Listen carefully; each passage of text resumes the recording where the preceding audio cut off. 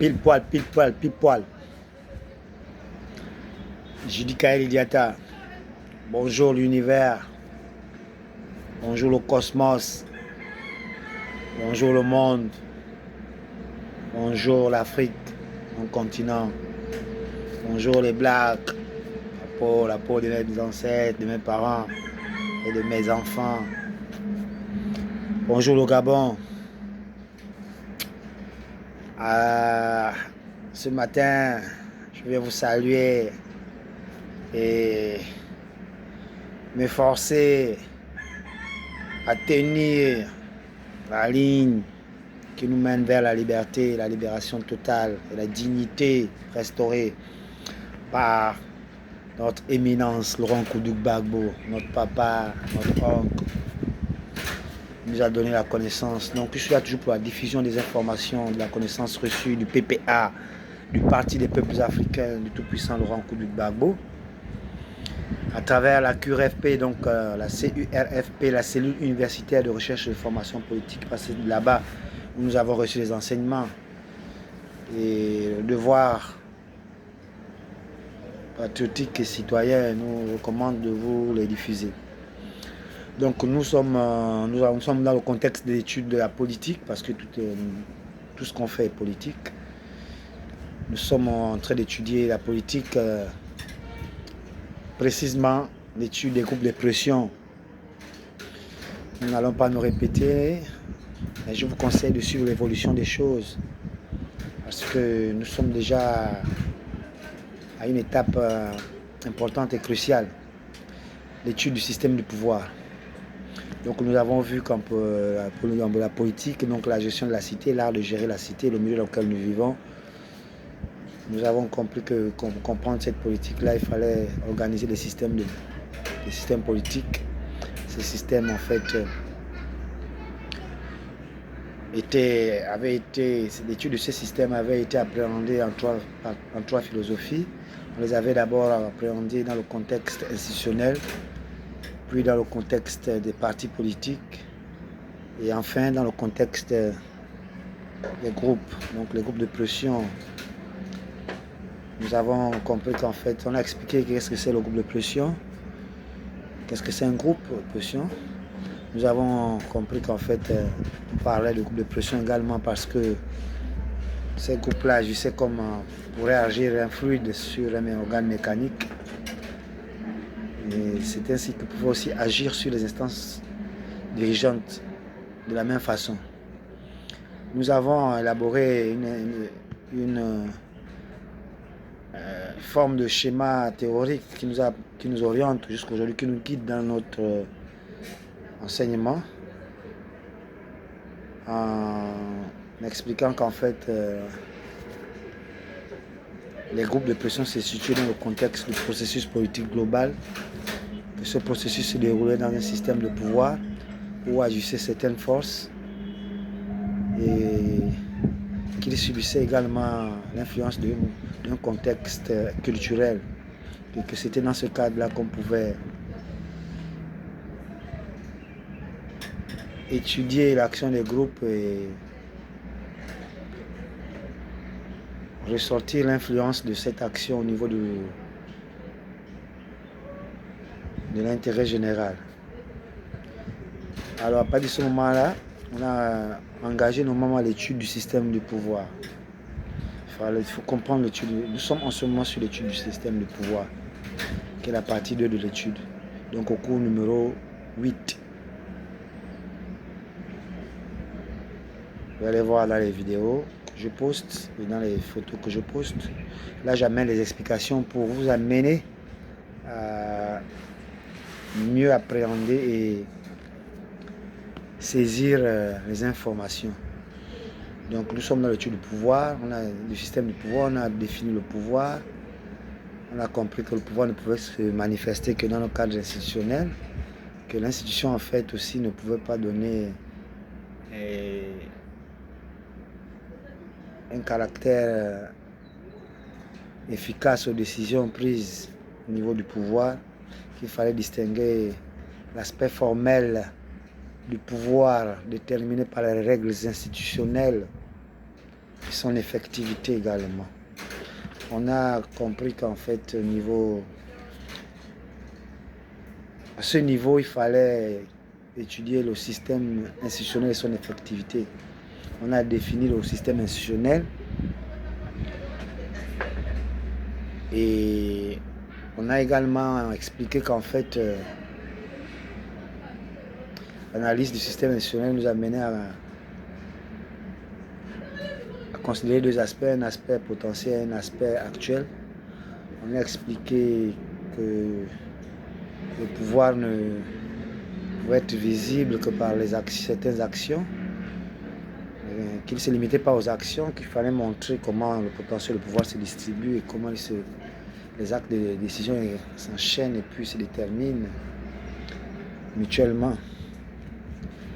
À ce moment-là, on a considéré deux plans, le plan des potentiels, le plan des actions. On a défini le plan des potentiels. C'est très important la partie du plan des potentiels, le système du pouvoir. Parce que c'est à travers le plan des potentiels qu'en fait, le pouvoir se distribue. On a expliqué cela, que le plan de potentiel était normalement un système de points ou de positions possibles et exprimable en termes de pouvoir, auxquels les individus pouvaient accéder et entre lesquels ils sont repartis. Et que ces positions-là, en fait, portaient le potentiel. Donc, on pouvait exprimer ces positions en termes de potentiel. Ces positions-là, ces potentiels pouvaient être mesurés pour quantifier, en fait, la notion. Et que, en fait, les potentiels variaient en fonction, dans chaque position. Il y avait aussi des liaisons entre les positions qui déterminaient comment les potentiels s'influençaient réciproquement et s'organisaient à un certain moment en une certaine configuration d'ensemble. Ces liaisons variaient également dans le temps, ce qui fait qu'on peut avoir des configurations de type diffusion, dans la forme de configuration des potentiels, là où les potentiels tendent à s'égaliser, et des configurations en formation, en relation avec la variation des liaisons qu'il y a entre les positions. On peut avoir également des configurations du type concentration, là où les potentiels prennent des valeurs très élevées à certains points et des valeurs très basses partout ailleurs. On a ressorti l'idée selon laquelle on ne pouvait parler de pouvoir à proprement dit, que dans le contexte, dans les conditions où la configuration des potentiels avait un degré suffisamment élevé de concentration. On a expliqué également le plan des actions. C'était aussi un système de points qu'on pouvait associer des décisions ou des actions, qu'il était utile pour nous de considérer le temps dans ce contexte-là comme un ensemble de moments discontinus, qu'à chaque moment des décisions peuvent arriver, des décisions apparaissant à un instant déterminé. Expliquer qu'en fait il y avait eu des décisions à des moments antérieurs, à des positions, à des points autres, et que cette même décision engendre aussi des décisions à des moments ultérieurs à d'autres points. On a compris cela, que ces deux dimensions, la dimension des potentiels et la dimension des actions, et la troisième qui va s'ajouter, donc qui s'est ajoutée la dimension institutionnelle, nous amenait à comprendre également qu'il y avait en fait des liaisons entre le plan des potentiels, le plan des actions et les institutions. On a compris qu'en fait, il y avait des liaisons entre le plan des potentiels et le plan des actions. On a dit en fait que l'apparition d'une décision au niveau du plan des actions nous faisait comprendre qu'en fait, il existait, il ne pouvait qu'exister un potentiel assez élevé, correspondant au plan des potentiels.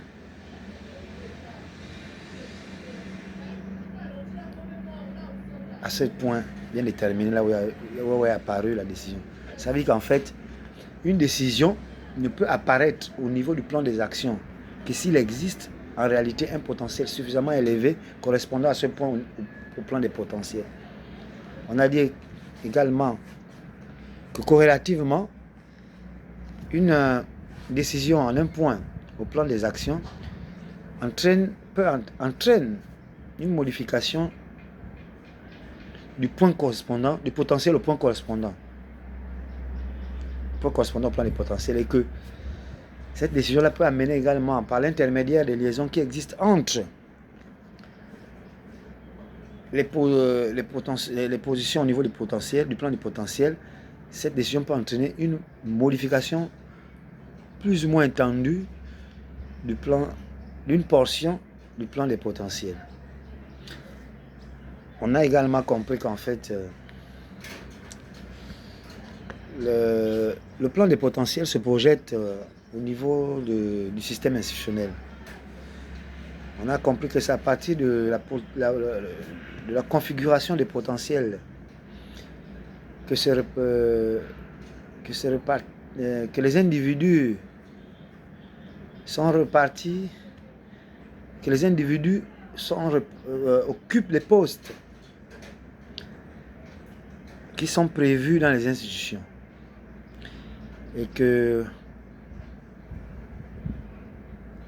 en occupant ces postes-là, ces derniers ont une action effective dans les institutions, et que cette action effective est mesurée en fonction du potentiel qu'ils représentent au niveau du plan des potentiels.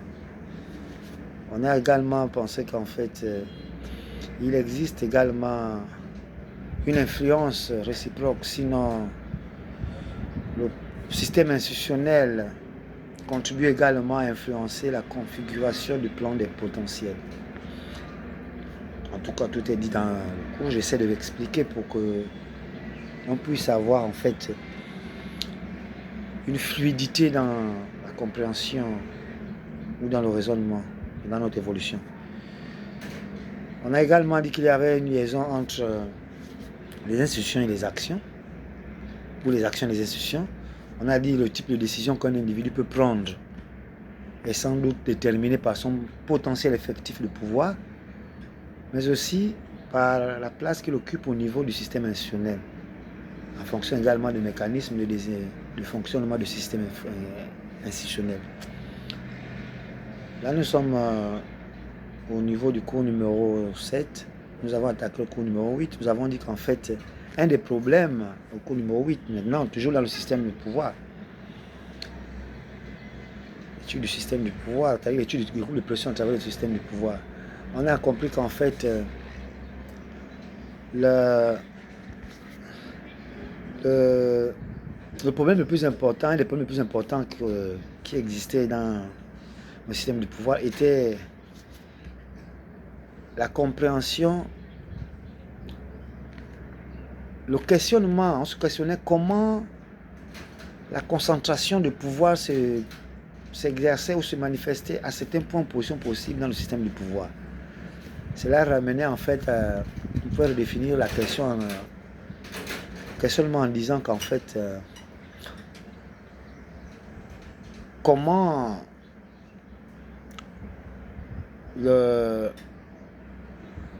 potentiel pouvait avoir une dimension plus ou moins élevée en certains points et moins élevée en d'autres points. On a compris qu'en fait on pourrait distinguer deux aspects dans le potentiel de pouvoir.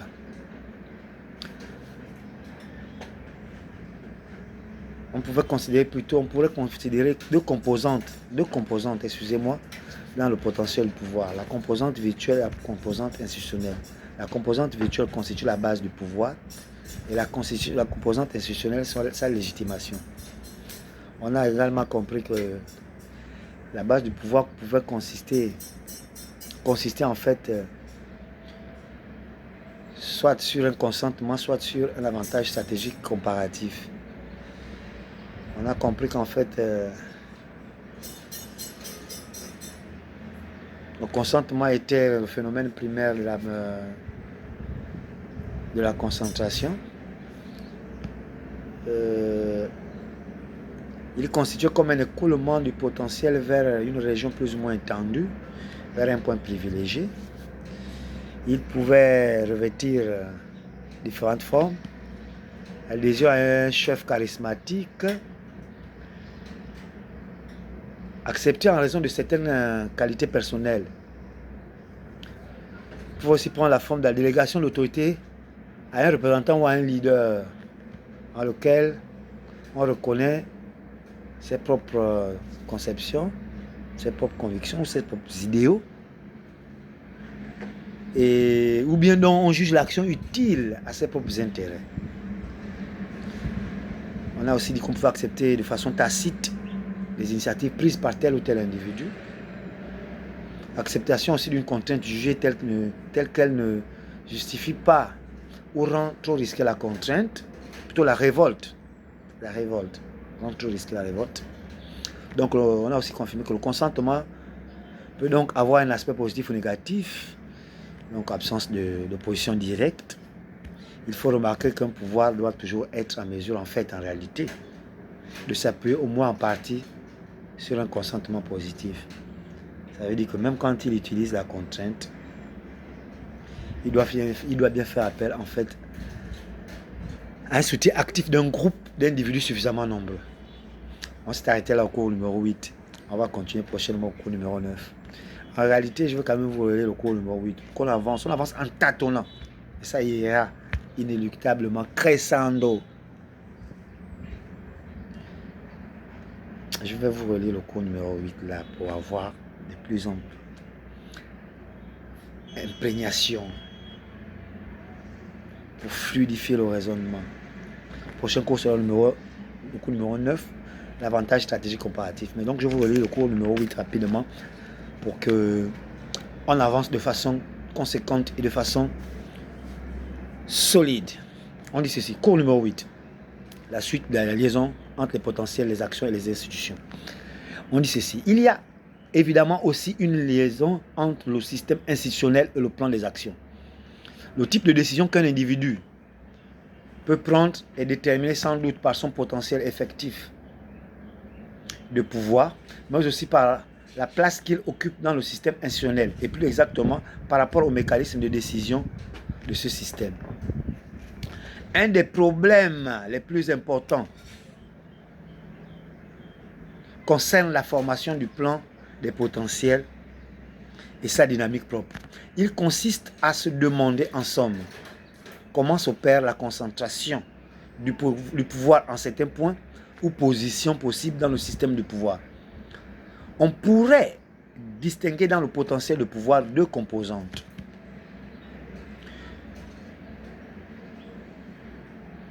L'une virtuelle, l'autre institutionnelle.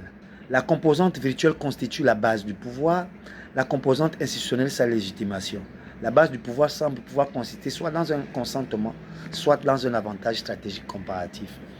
Le consentement, à la ligne, le consentement représente le phénomène primaire de la concentration. Il constitue comme un écoulement du potentiel dans une région plus ou moins étendue vers un point privilégié. Il peut revêtir différentes formes. Adhésion à un chef charismatique accepté en raison de certaines qualités personnelles, délégation d'autorité à un représentant ou à un leader en lequel on reconnaît ses propres conceptions et ses propres idéaux, ou bien dont on juge l'action utile à ses propres intérêts. Acceptation tacite des initiatives prises par tel ou tel individu, acceptation d'une contrainte jugée telle qu'elle ne justifie pas ou rend trop risquée la révolte. Le consentement peut donc avoir un aspect positif ou un aspect négatif. Absence d'opposition ouverte, il faut remarquer qu'un pouvoir doit toujours être en mesure de s'appuyer au moins en partie sur un consentement positif.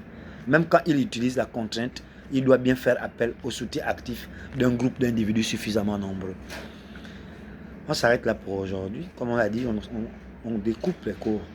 En fait, ça peut être un titre ou un sous-titre, mais on découvre parce qu'il ne faut pas qu'on découpe, il ne faut pas qu'il soit trop long.